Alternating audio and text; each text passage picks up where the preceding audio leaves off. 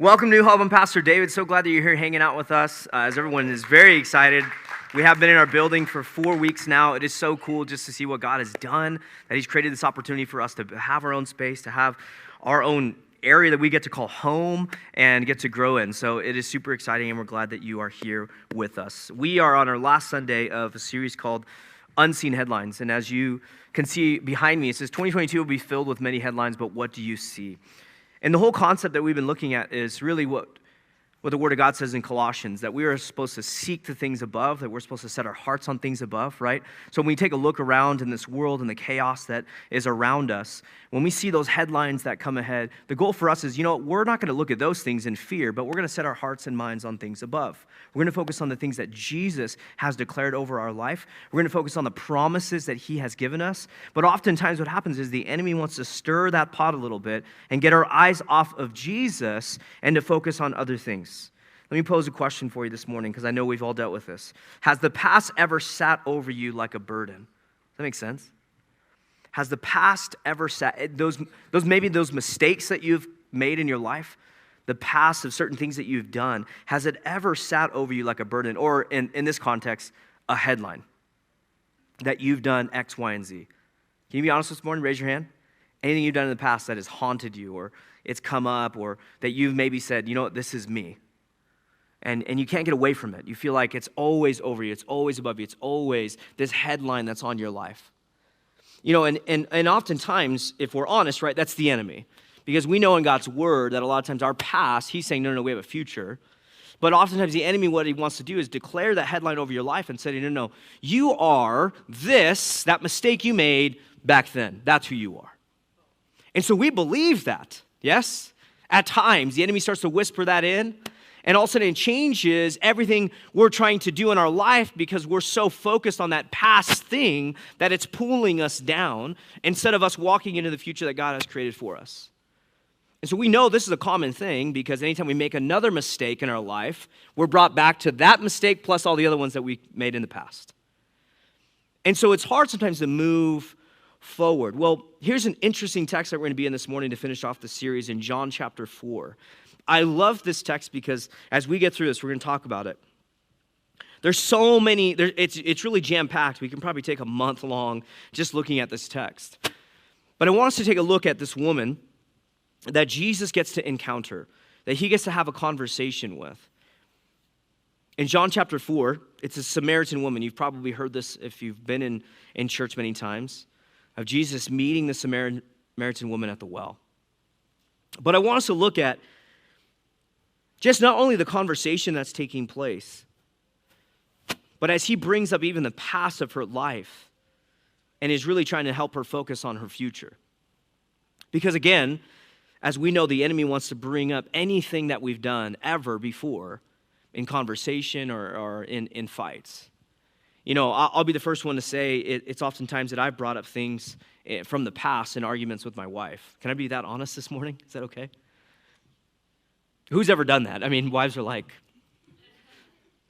because naturally in our anger, right, in those moments where we're frustrated, we go back to that moment and we want to create more jabs and more jabs and more jabs if we're honest with each other. Because for some odd reason, it feels good to jab someone else. And we know in that moment, it's like, oof. When those words leave, you wish you could just grab them back, right? It's hard. But the same context, that's what the enemy does. He wants to constantly just remind you of those things in your life. Who loves it? Exactly. In John chapter 4, starting in verse 1, it says, "Therefore, when the Lord knew that the Pharisees had heard that Jesus made and baptized more disciples than John, though Jesus Himself did not baptize, but His disciples, He left Judea, departed again to Galilee, but He needed to go through Samaria. So He came to the city of Samaria, which is called Sychar, near the plot of ground that Jacob gave to his son Joseph. Now Jacob's well was there. Jesus, therefore, being wearied from His journey, sat thus by the well. It was about the 6th hour. A woman in Samaria came to draw water, and Jesus said to her, 'Give me a drink.'" So starting at the very beginning of this text, it's why did Jesus have to go through Samaria? To give you a little bit of context here is, the Samaritans and the Jews didn't get along. They hated each other. It goes back to the Babylonian times. And so what's taking place here is Jesus is now saying, hey, I got to travel somewhere, but I'm going to go through Samaria. And oftentimes Jews didn't do this. It was not common for them at all because they frankly hated the Samaritans. And so the first thing is he knows, because this is Jesus, right, that he's got to travel somewhere, but I'm going to go through Samaria.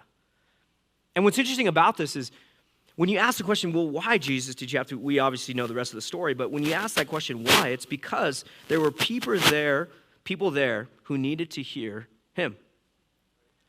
And what's interesting about that is that happens in our own life, where it seems like maybe it's a detour of what God's doing in our life, right? But it's exactly where he wants you to be, because he wants you to meet someone right there. It's interesting. I went to Seven Brothers. I often do. Who's ever had Seven Brothers in Saratoga? I love that place. Anytime I can. It is so expensive, though. Hopefully they'll never see this. It's really expensive, but it is so good, so good, so good. Me and my wife we often have like date time where we're literally just us two and we're driving who knows where and just trying to get away for a little bit. We have 5 kids, so please. Getting away is really great sometimes. But we're hanging out. I don't know where we're going. We're on our way back. We're like, you hungry? Yes, we're hungry. All right, let's stop by Seven Brothers. We don't have the whole family, so it's not going to cost me $200 to eat. So we stop by there. And I'm telling you, every time I'm at Seven Brothers, it's like the Lord just shows up. And so, I get to walk in, I order, I text Katie, I'm like, this is going to take forever. It was on the Monday that everyone had the holiday, so everyone's there. And so I'm sitting there, and I'm always frustrated because I'm like, man, I was hoping I was going to come in, it's going to be quick, we can go and get back to our kids. But they're like, no, it's going to be like 30 minutes. I'm like, oh my gosh, all right, that's fine, Order it, it's so good, I'll wait for it. So it's not like Amazon. So we go, I sit on the side, and I'm waiting there, and I have my little, name, and it's called present, is what it says on there. And I'm sitting there, and I'm just, hanging out. Next thing you know, a lady comes by, and I just noticed her, and I said, hey, how long did they say the wait was for you? Because at that point, I was waiting 10 minutes. And she's like, I don't know, they never said anything. I was like, oh, okay, no big deal. And then all of a sudden, she starts talking to me. And next thing you know, she spills her whole entire life to me. And I start telling her about the church here at New Hope and what's going on here. And she starts telling me that her husband died when she was years ago in a motorcycle accident. Her stepson just died of an overdose in October. And she's here because she's trying to help a family member who's going through a similar thing. And she's just trying to find a place that's healthy for them. And I'm just like, it's just the floodgates open, right? And I'm sitting there just like, Lord, you always do this. Like, I never really ask, but I do love those moments. It's like the detour of waiting 30 minutes for my food that I'm complaining about led to a conversation of somebody who needed it, needed the encouragement. And now what was really cool is I ended up talking to her about the church, and she has a young daughter, and she wants her here to come to church. Isn't that amazing? That's how God works. It's a detour, right? But I had to go through Samaria. And so it's unique when we see this in Scripture where Jesus does this. Where oftentimes the disciples ask, Lord, we got to go now, someone's dying. And he's like, no, we can't go yet. And then he shows up, he's like, he died 2 days ago. He's like, well, let me see him. It's like, okay, well, he's dead. No, he's just asleep. Is that not epic stuff? It's like, we're all like, we're just in pain, hurting, and he's just like, I got this. But that's a reminder of how good Jesus is. And it's also a reminder that we do have to go through Samaria at times. And we might have to be patient on certain things because, yes, something might have happened 2 days ago and we might think it's late, but it's perfectly on time for Jesus. And so he has to go through Samaria because there's people there that need to hear him. And he has to make an impact there, even if it's, guess what? One soul. Even if it's one. So it's amazing that we see this, but it's also when we look at the next verses here, I love this because it also shows who Jesus is. Now it says, now Jacob's well was there in verse 6. Jesus, therefore, being wearied from his journey. You read that? He was wearied. What does that show? He's all man and all God. He was tired. We also know he wept. He was emotional, right? He understood our emotions. But how cool that it says Jesus was wearied. He's tired. He had a seat and he wanted a drink. That's amazing to see. This is Jesus. He gets tired. He understands our situation. He understands what we go through on a daily basis. What's amazing is, this morning I got to chat with someone before church, and they were asking me, well, how did you, get to this point? How did you find Jesus? How did all these things? And I said, I told them a little about my journey. I'm not going to talk too much about it, but I said, when I was able to look at, in my own journey and look at all religions and look at everything, I said, you know what the difference is about the Bible? Jesus came to me. Everywhere else points to, I have to work to get to there. And I said, Jesus came down to die for my sins. I was like, that's epic. He got off his throne, came down as a baby, born in a barn. That's nasty, disgusting. I mean, think about this for a moment. We all, on Christmas, it's all amazing. We have this amazing trough thing, and it's all beautiful and cute baby Jesus. In reality, it's no, there's probably poop everywhere, and there's animals everywhere, and it smells. Has anyone been in a barn? Right? It smells. That's where Jesus was born. Was it clean? No way. They're all, in our hospitals, they sanitize everything. Right? It's nope, we're just having them right here next to all the goats and the donkeys and poop everywhere. That's where your king was born. Talk about a servant. And so we see here something amazing as he gets weary and tired, and he sits down. It says about the 6th hour. It mentions the time because it is a unique time for anyone to go to the well. So he sits and he sees this woman, a Samaritan woman, and he says, give me a drink. What's amazing in this moment is not only the fact that, again, he's sitting there in its time frame, but Jesus actually talking to her. Because this is super unusual for any Jewish person to ask anything of a Samaritan. They would not have conversations together. This is not a normal thing. And frankly, it's not a normal thing for a man to have a conversation with a woman like this. Because of that time frame, very different culture. And so Jesus, what we see here is there is a dramatic barrier he's crossing here. And I love this because he wants to bring walls down. He's not building them up. And so it's amazing to see just his heart and intent here that he's having this conversation. And again, the 6th hour that he mentions this is typically women came earlier in the day, as this was a little bit later. They either came in groups together to fill the water, or they came super early. And so for this, it was either there was a sudden need that was taking place, or she was a social outcast and came by herself every day at that time. And as it continues on, in verse 8, it says, for his disciples had gone away into the city to buy food, so his disciples aren't there with him. Then the woman of Samaria said to him, how is it that you, being a Jew, again, she's asking the question, ask a drink from me, a Samaritan woman? Why in the world are you talking to me? Let's go to a different translation. Why in the world are you talking to me? This isn't normal. I don't understand what's going on here. We shouldn't be having a conversation. For the Jews have no dealings with Samaritans. Jesus answered her and said to her, if you knew, I love this, if you knew the gift of God and who it is who says to you, give me a drink, you would have asked him, and he would have given you living water. The living water porn is actually it's a play on words.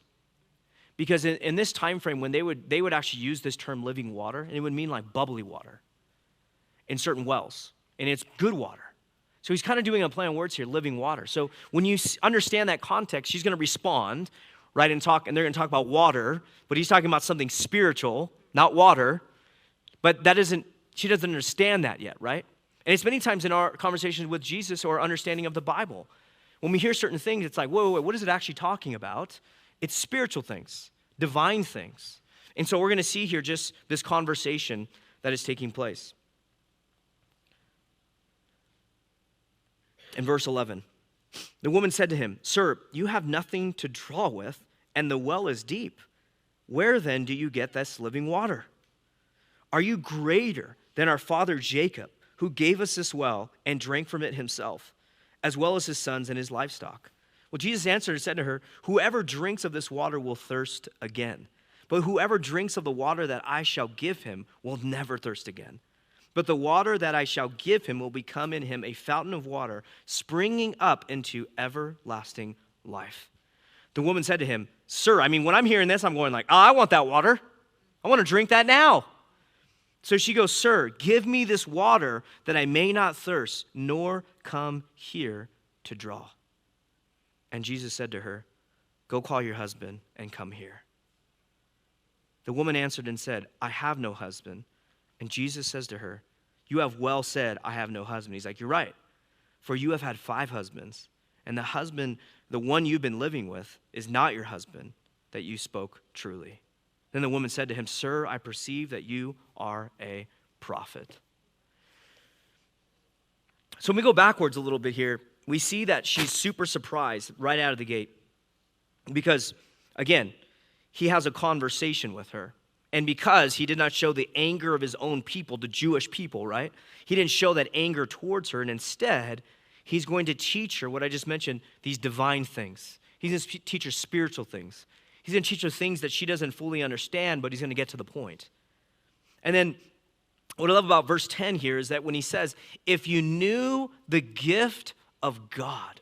Another version says it this way. If you only knew the gift God has for you and who you're talking to. I love that. If we only knew the gift God has for us, we'd want the living water. If we only knew the gift that God has for us, we'd actually pay attention. If we only knew the gift that God has for us, we'd actually listen and do his will in our life. If we only knew. Now, it's a little easier when you know, right? Because you can make a decision that's pretty easy. If I know what the future holds, then I'm going to go, yeah, I'll go that direction for sure, because everything looks great. But then we're missing a big piece of this, and that is what? Faith. Can we say that, church? 1, 2, 3, faith. We're missing a piece.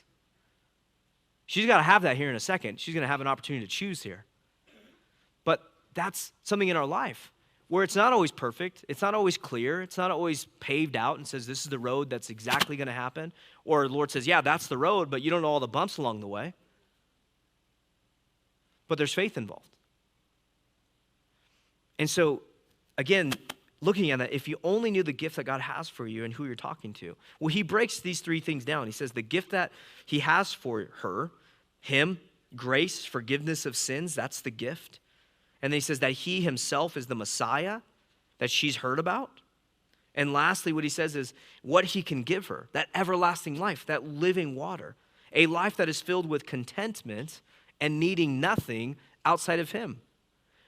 Because here's the reality. I don't know what her past looks like. You know, we see here that she's had 5 husbands. So she's probably gone through some stuff. She's probably gone through a lot. And so like many of us, when we go through certain things, it's really hard because, again, she's attached to her past. Probably the reason why she's there all alone at the time she is gathering water, an outcast. But yet again, Jesus breaking barriers down and having a conversation with a woman who he's not supposed to, according to culture. And not only that, diving into her life and saying that he can change her. When I read this, Katie and I were with some friends last night having dinner, and we were talking about this text. I love it because it breaks every barrier I can think of. When we look at our world today, when you look at the last 2 years that has happened, the number one thing the enemy did was cause division. 100% division. Mostly before that, we're all cool. Everything's great. Last 2 years, division. 100%. And so what's amazing here is Jesus, culturally speaking again, shouldn't have anything to do with the Samaritan. To add on top of that, a Samaritan woman, and then starts to have full conversation. So the first thing he does is he breaks the barrier of culture and goes, I don't care what culture has to say. I'm going to do what I'm called to do, obviously, Jesus, loving people. He breaks that first barrier and goes, hey, how are you? Can I get a drink? That simple. And then he moves on and starts having a more deeper conversation with her. Gives her a prophetic word of, I know that you have had 5 husbands, and I know the one that you're with right now you're not married to, but you're living with him. Calls out something, She's obviously confused. Sir, are you a prophet? How do you know these things? But when you look at that, he's breaking all the barriers down. And when I see this, I go, Lord, I believe that's what we're called to do. If we truly love people the way that Jesus does, those barriers would begin to fall because they wouldn't be a barrier in the first place. Oh, you don't believe in God? Well, I don't want to talk to you. Instead, you don't believe in God? Hey, let's have a conversation. What is it that you've gone through? Tell me about your life. Hey, I'll start. Oh, you don't vote this way? Fine. All good. Let's have a conversation. How can we get to something similar? How can we be loving and caring towards each other? You know, about a year ago, we were doing something called Hope Nights. We were giving out free groceries. You know what we didn't do? When people walked up and needed groceries for their family, I'm sorry, what's your belief? I'm sorry, did you tithe this month?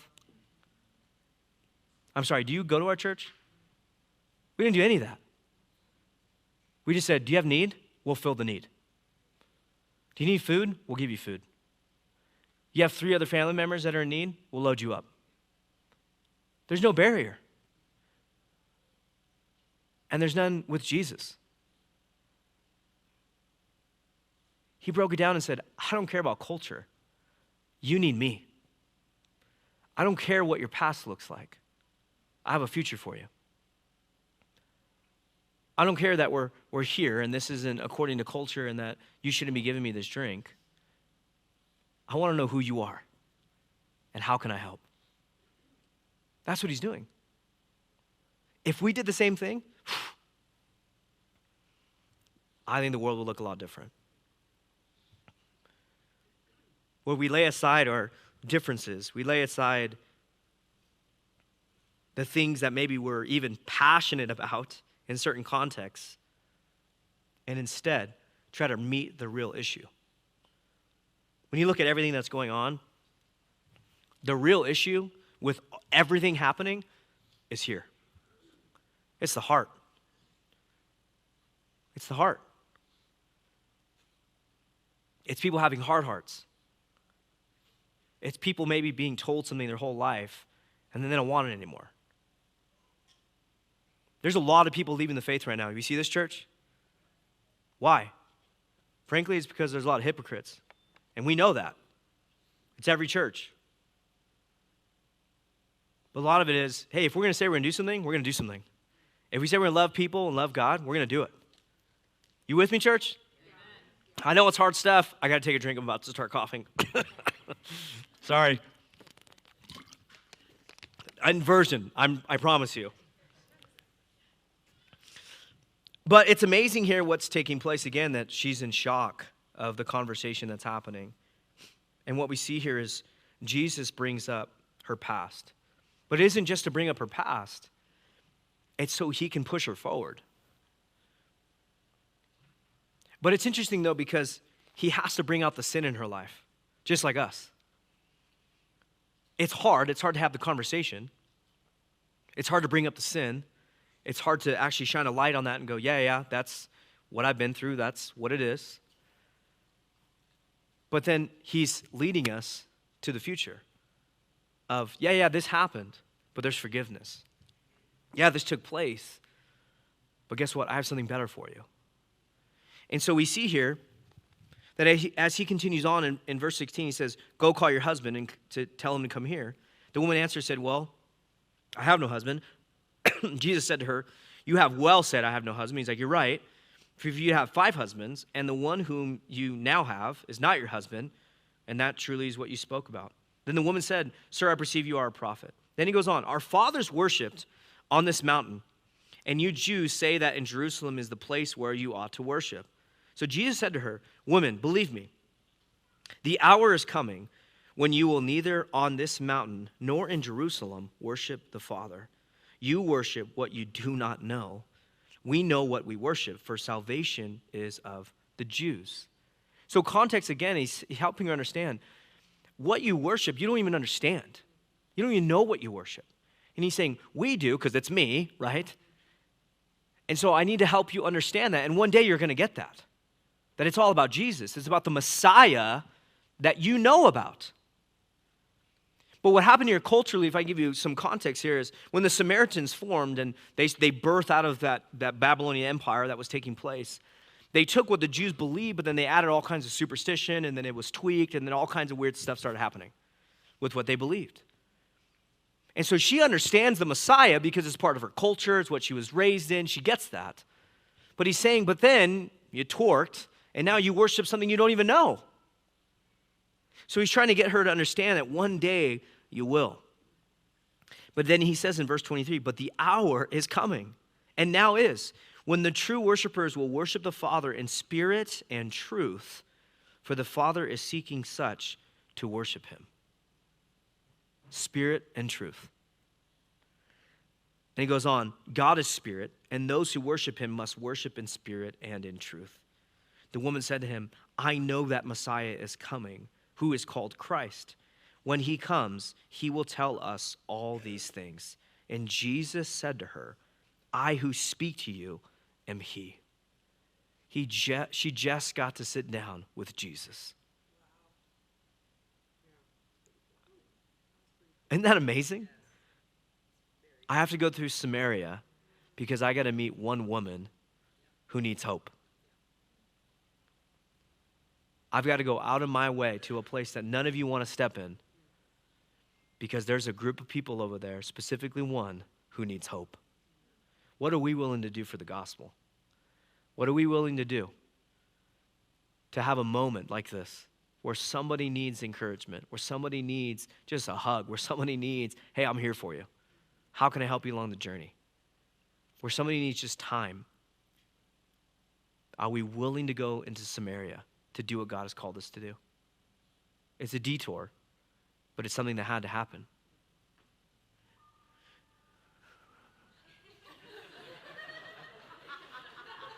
It's all a part of it, guys. It's all a part of it. That was an epic moment, by the way. I don't know whose phone that was, but thank you for that. Thank you. Some of us are in tears and excited. I'm going to bring someone up here. Let's draw. I love you people. It's awesome. Thank you for that. All right. Amazing to see, right? God is so good. He's so faithful that he loves us this much to go on the detour and have that conversation. What's amazing is it doesn't end in this moment. Though she's met Jesus, she's had this moment with him. And again, big part of this is her life, right? But before we get to that, I want to continue through the text, and we see something that's truly amazing. As it says in verse 27, at this point, his disciples came, and they marveled that he talked with a woman. So his own disciples marveled at the fact that he's talking to a Samaritan woman. Even they're like, he's talking to her? Like, this is not okay. This shouldn't be happening. They marveled at it. Think about that word, marveled. They're in shock here that Jesus not only talked to a Samaritan, but a Samaritan woman as they show up. Yet no one said, what do you seek? Or why are you talking to her? I love this too, because it's like the disciples know at this point how long they've probably spent with Jesus. We're probably not going to ask this question right now. Not a good time. But they don't say anything. Then it says, the woman then left her water pot, went her way into the city, and said to the men, come, see a man who told me all things that I ever did. Could this be the Christ? Then they went out to the city and came to him. In the meantime, his disciples urged him, saying, Rabbi, eat. We'll end this here, but here's what's amazing about this. He has the conversation with the woman. He spends time with her, right? And it's just, again, probably a woman that's outcasted. She's had 5 husbands. She's gone through a lot. Who knows all the history that's involved in that? But then, when she's done, she leaves her water pot there at the well, runs back into town, and starts to tell people, I think I've seen the Christ. You need to come. What's amazing is God sometimes uses very weak and unlikely instruments. You hear me, church? Very weak and unlikely instruments for beginning and carrying out the gospel work, for starting something, for going out and declaring who he is.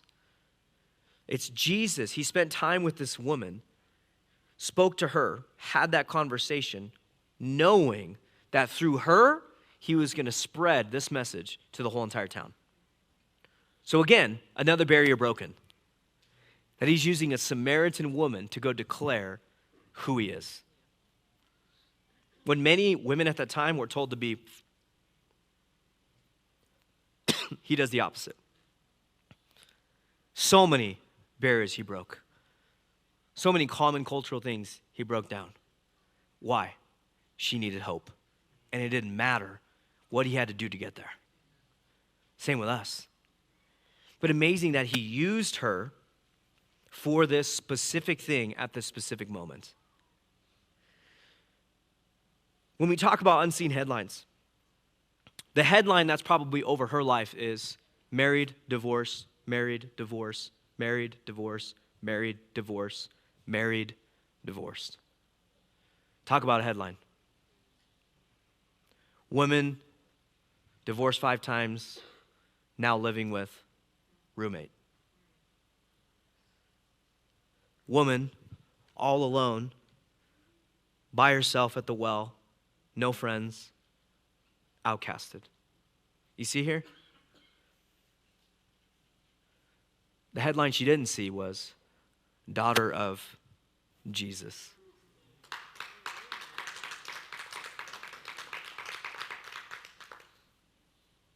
Those are those things that we can't see. But if we're looking to Jesus, it's something he will allow us to see. That he didn't say the headlines of your past are going to be what's over your life for the rest of your life. Instead, you are mine, child. I have a purpose for you and a plan, and it starts now. And guess what it did? Our conversation, he didn't say go. She naturally did it. Because she's in awe of, guess who? Jesus. That's the Jesus you serve. And so, when the enemy wants to declare a past over your life and give you a headline, you can say, not today, Satan. Not as a cliche thing, but as a real thing. And go, not today. Because my God declared over me, Son of the Most High. Son of the King. David, the one I died for.